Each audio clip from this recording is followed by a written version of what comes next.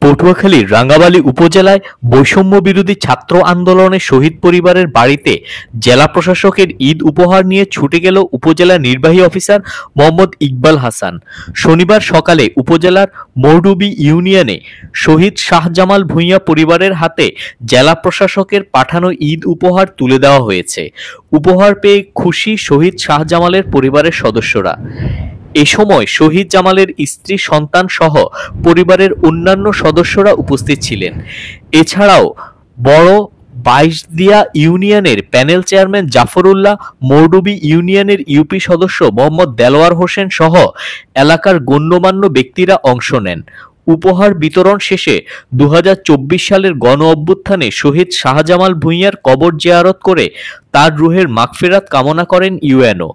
এ ধরনের উদ্যোগ শহীদ পরিবারের প্রতি সম্মান ও কৃতজ্ঞতার বহিঃপ্রকাশ বলে মনে করছেন স্থানীয়রা।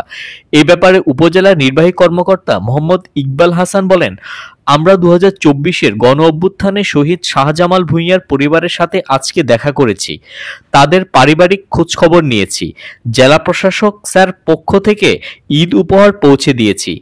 এছাড়াও শহীদ জামালের পরিবারে আর্থিক কিংবা অন্য কোনো সমস্যা রয়েছে কিনা এ বিষয়ে কথা বলেছি। তাদের সাথে আমাদের নিয়মিত যোগাযোগ আছে। সরকারি সহযোগিতা দেয়া হবে এবং তা অব্যাহত থাকবে। একই সাথে আগামী দিনে যদি তারা কোনো সমস্যায় পড়ে আমাদের সাথে যোগাযোগ রাখেন, আমরা সবসময় তাদের পাশে থাকব।